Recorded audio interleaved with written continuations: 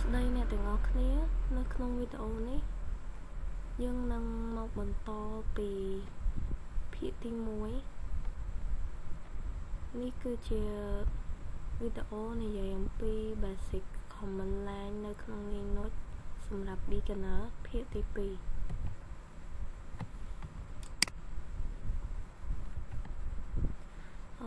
សម្រាប់វីដេអូនេះយើងនឹងនិយាយទាក់ទងអំពី hidden file editor និង file management ចំណុចដំបូងគឺយើងនឹងនិយាយអំពី hidden file និង directory ដូច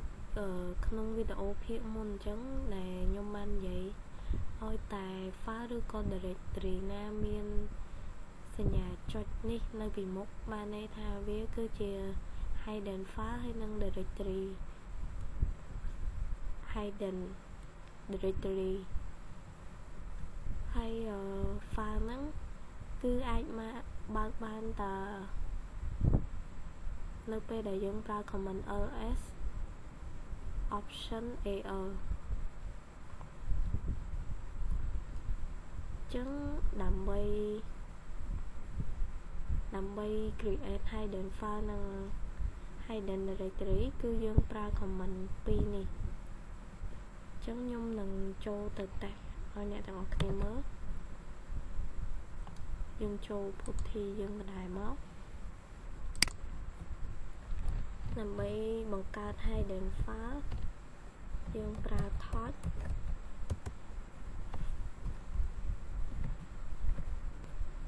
ចុចឈ្មោះ hidden file យើងអាចដាក់ hidden ចឹងមក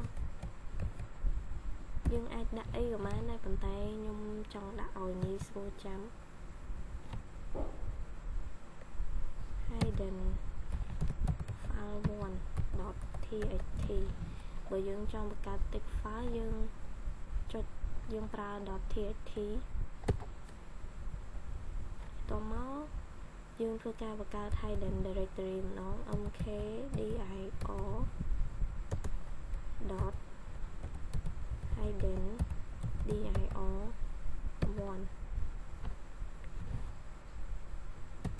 យើង enter មក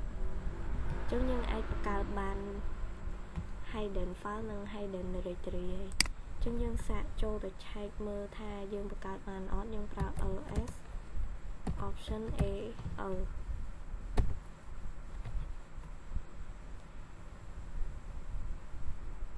ចឹងនេះគឺជា hidden file ដែលខ្ញុំបង្កើតមិញហើយនេះគឺជា hidden directory ដែលខ្ញុំបង្កើតមិញចឹងយើងត្រឡប់មក slide យើងវិញចំណុចបន្ទាប់គឺយើងនិយាយអំពី special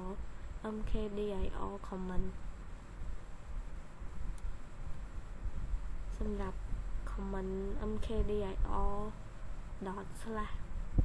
./abc នេះគឺសម្រាប់បង្កើតfile abc ហ្នឹងនៅក្នុង directory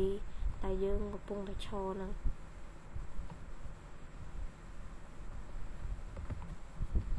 ចឹងខ្ញុំសាកចូលទៅតេស្តក្នុង command ខ្ញុំប្រើ mkdir ./ ឈ្មោះ directory ដែលយើងចង់បង្កើតខ្ញុំមកចង់ដាក់ abc ទាំងឯងទេខ្ញុំដាក់ def មកទៅហើយមិញ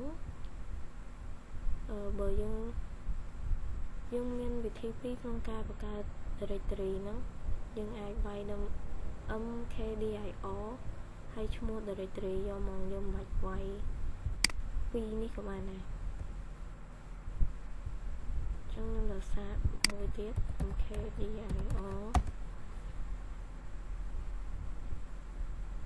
fgb ហើយយើងចូលទៅបើកមកនេះគឺ directory ដែលយើងទំបង្កើតមិញចំណុចបន្ទាប់គឺការបង្កើត3 directory នៅក្នុងជួរតែមួយយកមកយើងអាច ប្រើ mkdir ដដែល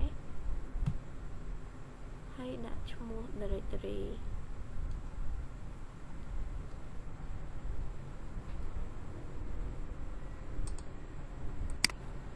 mkdir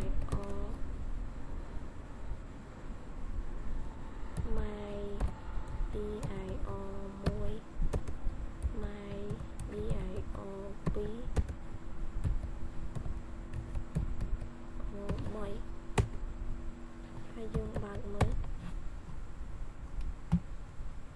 នេះគឺអ្វីដែលយើងបានបង្កើតមិញ1 2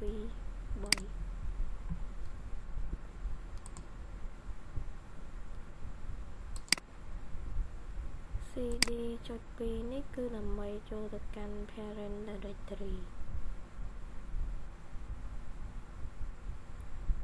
សម្រាប់ចំណុចបន្ទាប់នេះគឺនិយាយអំពី text editor របស់ Linux text editor ទី1គឺ vi វាភាគច្រើនជា default ហើយគេភាគច្រើនប្រើវា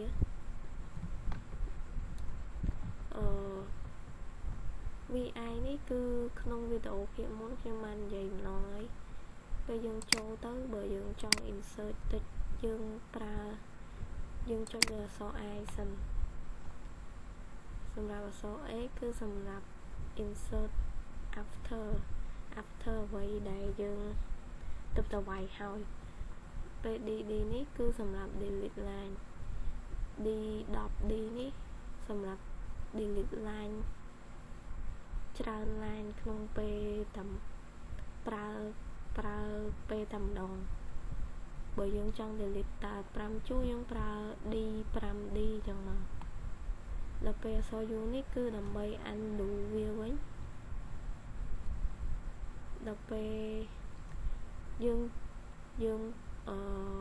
វាយឬក៏ edit អក្សរហើយយើងចុច escape ហើយពេលវាចេញសញ្ញាចុច2នេះយើងប្រើ w ដើម្បី save wq ដើម្បី save ហើយ exit អក្សរ x ដើម្បី save as វាដូចតា wq ដែរដល់ពេលអក្សរ q ហើយសញ្ញាឧទាននេះដើម្បី quit ប៉ុន្តែយើងអត់ save វាទេtext editor ទី2គឺ vmi ស្តៀងទៅ vim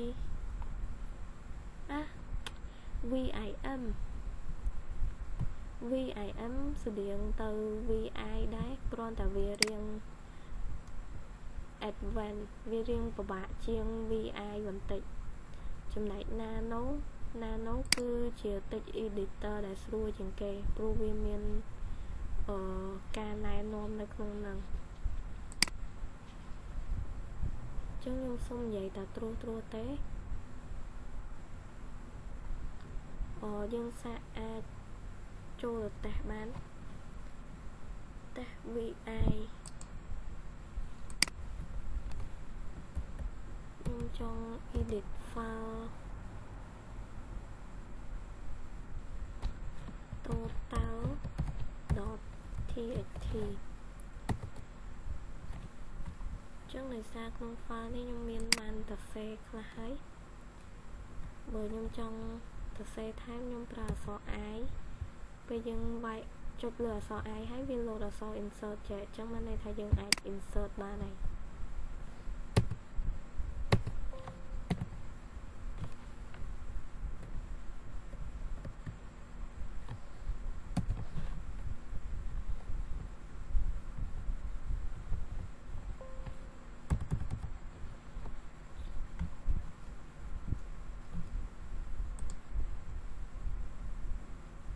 ចង់ delete line យើងប្រើ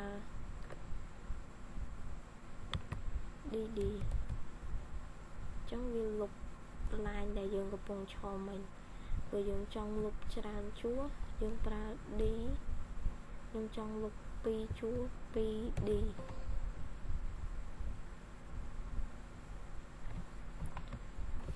បើយើងចង់ undo វិញយើងចុចអក្សរ u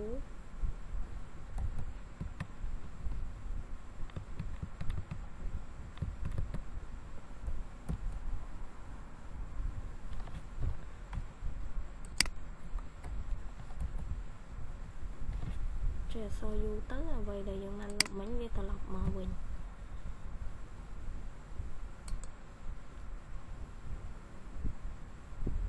chân mà nhóm trong cell đội bạch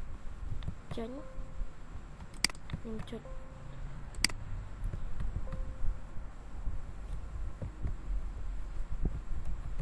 escape hay quay chụp bí hay W trong việc cell đạp cho nhẹ tầm tay bởi nhóm trong cell hay quit món W Q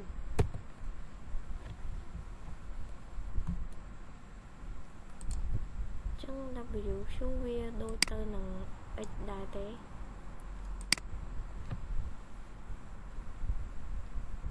chân nhóm xong dày ta phần năng tế xong đạp trong loại tích editor nhưng cho ta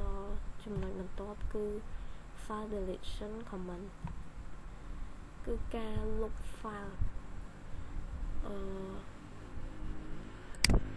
bởi dương trong lục file em muốn dân con để prao ấm hay cho một file lần tới bà này trong nhóm xa cho từ lục file muối dân prao ấm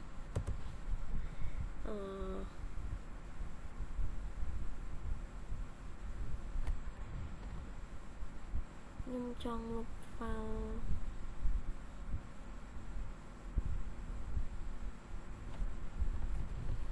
school.txt chấm nhưng đặt ở em máu mà quên cứ lên miền school.txt hay còn mình top cứ ấm do iv hay file name cứ về làm bay interactive file năng xong là comment mình top cứ unlink file name cứ làm bay remove file năng trên comment mình top cứ o directory cứ làm bay lục file folder nâng content rồi bỏ về trong nhóm xạ cho từ lục directory muối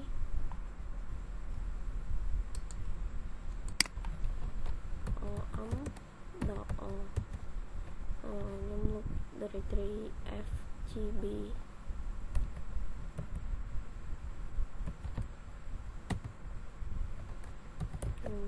đặt ls chẳng cứ bắt directory fgb hay nơi lên này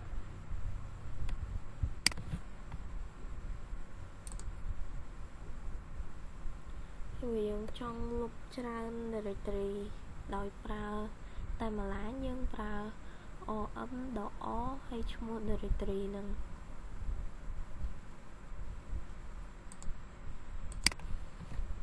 ấm đỏ nhưng trong lục def hay nâng first dir first dir dương cho được trái vía nên mình df nâng mặt đông ní ta bị lên miền ấy first dir còn miền này nơi này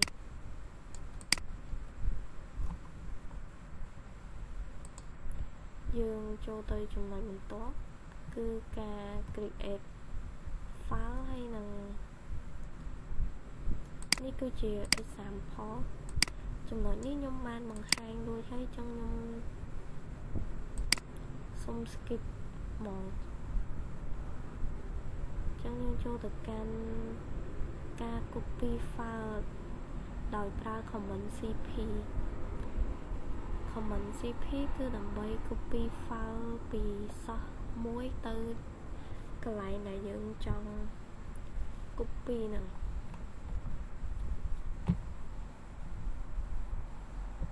nhóm xạ cho được copy file muối xạ mới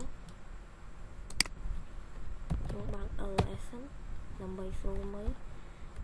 cp iv mua file này cục trong copy chỗ nhóm trong copy định đọc thiệt thì tất cả directory my diop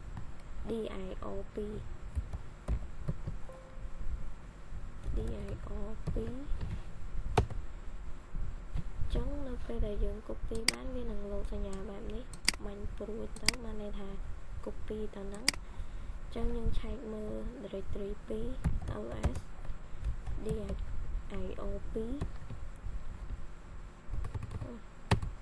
my diop tab នេះ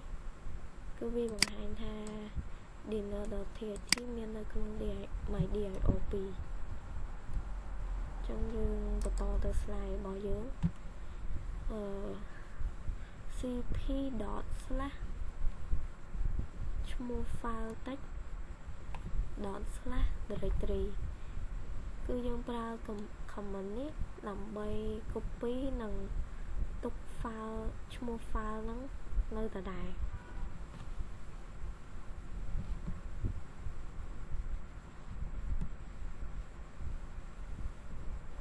ចឹងខ្ញុំសាកចូលតេស្តម្ដងទៀត cp. slash ឈ្មោះ file ខ្ញុំសាកប្រើ file ឈ្មោះ total.txt ម្ដង total tab មកហើយយើងប្រើចុច directory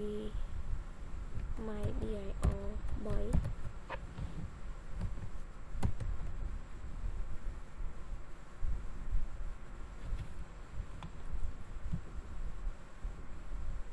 កន្លែងនេះដូចជាសរសេរខុសវិញដោយសារវាមានសញ្ញាណានេះចឹងវាខុសចឹងខ្ញុំវាយម្ដងទៀតទៅពេលដែលត្រូវវាអត់មានលោតអីអញ្ញៃទេចឹងខ្ញុំចូលទៅឆែកមើលក្នុង my diop 3នេះcomment ហ្នឹងគឺដូចតែ comment ដំបូងដែរទេចឹង comment បន្ទាប់គឺដើម្បី copy និងផ្លាស់ប្ដូរ file name ចឹងនៅពេលដែលយើងដាក់ឈ្មោះ file ដាក់ឈ្មោះ directory ដែលយើងចង់ copy ទៅយើងបដូរឈ្មោះវានៅកន្លែងនេះ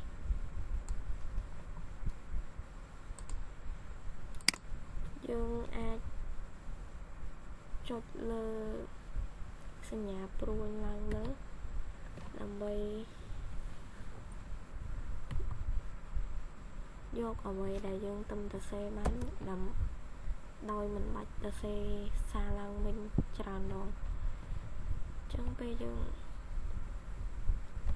ដាក់ឈ្មោះ directory ដែលយើងចង់ copy ចូលហើយយើងដូរឈ្មោះ file យើងឈ្មោះ total ខ្ញុំដូរដាក់ my document ចឹងទៅ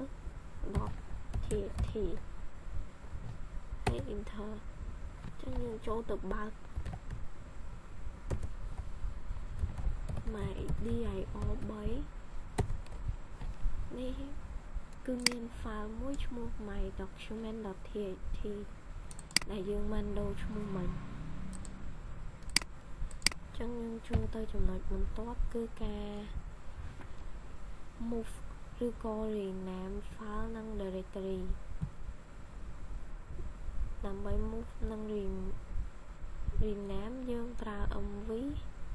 ឈ្មោះ file ហើយនិងកន្លែងដែលយើងចង់ move ទៅចឹងខ្ញុំចូលទៅតេស្តយើងបើក ls មកស្រួលមើល file mv ខ្ញុំដោយសារមិញ file my document មាននៅក្នុង my diop 3ចឹងខ្ញុំចង់ move ទៅ my diop 1វិញខ្ញុំដាក់ឈ្មោះ file ហ្នឹងទៅកាន់ my diop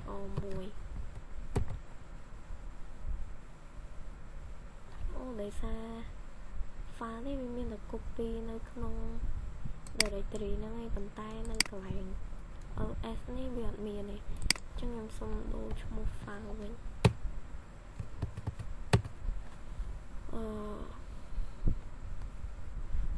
ខ្ញុំយក file command line.txt ម្ដង cmd line tab move ទៅ my directory មួយ my dir មួយ tab យើង ls វាមក my dir មួយនេះគឺយើងបាន move cmd line.txt ទៅកាន់ my directory my dir1 អញ្ចឹងយើងទៅឆែក ls ម្ដងទៀតថាវាមានបាត់នៅ ls អត់នេះមិញ cmd line គឺនៅម្ដុំនេះតែពេលនេះគឺវាបាត់ហើយដោយសារវាបាន move ទៅកាន់ my dir1 បាត់ហើយអញ្ចឹងយើងចូលទៅចំណុចបន្ទាប់គឺ security copy អញ្ចឹង comment វាគឺយើងប្រើ scp comment នេះគឺប្រើដើម្បី copy file ហ្នឹងទៅតាម network